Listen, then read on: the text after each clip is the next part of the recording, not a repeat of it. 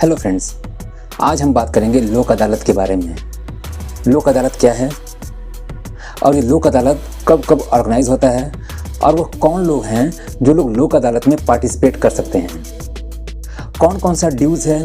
ड्यूज़ भी कई प्रकार के होते हैं। बैंकों के अगर एनपीए हैं, चालान होते हैं, वाणिज्य कर विभाग भी लोक अदालत में पार्टिसिपेट करता है। तो आज हम इन सब के बारे में चर्चा करेंगे और जानेंगे समझेंगे। तो चलिए दोस्तों शुरू करते हैं। सबसे पहले हम जानते हैं कि लोक अदालत होता क्या है। लोक अदालत एक लीगल सर्विस एक्ट 1987 के तहत इसकी स्थापना हुई थी। लोक अदालत ये सिविल कोर्ट में लगता है और इसमें जो लेंडर होता है और जो बोरोवर होता है, यानी कि जो जिसने कर्ज दिया है या जहाँ पर ड्यूज़ बाकी है और जिसका ड्यूज़ बाकी है, यानी कि जो बोरोवर है, जो डिफ़ॉल्टर है, उन दोनों के बीच में एक म्यूचुअल कंसेंट, एक आपसी समझ और सुलह के माध्यम से इस विवाद का निपटारा किया जाता है।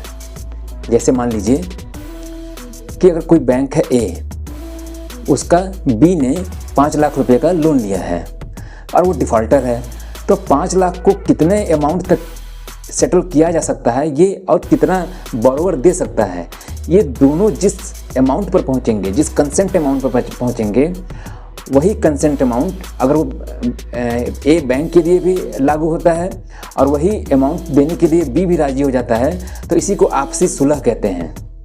और एक बार उसके इस कंसेंट, इस सहमति पत्र पर जब जज का साइन हो जाता है, तब ये लोक अदालत में इसको पास माना जाता है और इसके बाद फिर किसी और कोर्ट में कोई सुनवाई नहीं होती है। यानी कि एक बार जो लोक अदालत में जो ऑर्डर हो गया है, फिर आप उसको कहीं भी सुनवाई के लिए नहीं जा सकते हैं। वही फाइनल ऑर्डर माना जाता है, वही फाइनल ऑर्डर माना जाता है। लोक अदालत में कितने अमाउंट तक का केसेस हम ले जा सकते हैं? लोक अदालत में मैक्सिमम 20 लाख रुपए तक का कोई भी अगर डिस्प्यूट है, उसको हम सेटल करा सकते हैं। लेकिन यह बैंकों पर निर्भर करता है या फिर किसी भी वित्तीय संस्था पर निर्भर करता है कि वो कौन सा केस है और उस केस को वो उस लोक अदालत में ले जाकर सेटल करना चाहती है कि नहीं करना चाहती है। फॉर एग्जांपल, मान लीजिए कि कोई डिफ़ॉल्टर है, 20 लाख रुपए तक का किसी का लोन डिफ़ॉल्ट है और उसने जो सिक्योरिटी दे रखी है वो उसकी वैल्यू 50 लाख 60 लाख है और बहुत प्राइम लोकेशन पे है, जिसको इजीली उसको सेल किया जा सकता है, या उसकी जो सिक्योरिटी है वो इजीली उसको लिक्विडेट किया जा सकता है। तो बैंक भला क्यों लोक अदालत में जाके अपना लॉस करेगी? वो उस एसेट्स को लिक्विडेट करके अपना जो बैलेंस आउटस्टैंडिंग है, जो लोन अमाउंट जो आउटस्टैंडिंग बैलेंस है, with full recovery, with full charge, वो उसको पैसा ले लेगी। यानी कि ये बैंकों पर भी डिपेंड करता है या फिर फाइनेंशियल इंस्टीट्यूशंस पे भी डिपेंड करता है कि वो कौन से केस को लोक अदालत में ले जाना चाहती हैं। अमूमन हम देखते हैं कि जो भी मैक्सिमम अनसिक्योर्ड जो एडवांसेस होते हैं, वही ज़्यादातर लोक अदालत में सेटल होते हैं, या केसीसी जो होता है, केसीसी टाइप के अकाउंट्स, वो सेटल होते हैं। और प्रॉपर्टी या फिर जो भी मॉर्गेज बेस्ड जो लोन होते हैं, वो मिनिमम अमाउंट की, जैसे कि 4, 5, 6 लाख 10 लाख तक होते हैं, वो भी इसमें सेटल हो सकते हैं। लेकिन मैंने एक बार फिर से कहा आपसे, वो बैंकों पर भी डिपेंड करता है कि बैंक उस केस को लोक अदालत में ले जाना चाहती है कि नहीं ले जाना चाहती है। अगर डीआरटी यानी कि डेट रिकवरी ट्रिब्यूनल लोक अदालत को ऑर्गेनाइज कर रही है, तो जो इसकी सीलिंग लिमिट है 20 लाख तक, उससे भी ऊपर जा सकता है, क्योंकि उस समय डीआरटी का भी पावर इसमें इंक्लूड हो जाता है।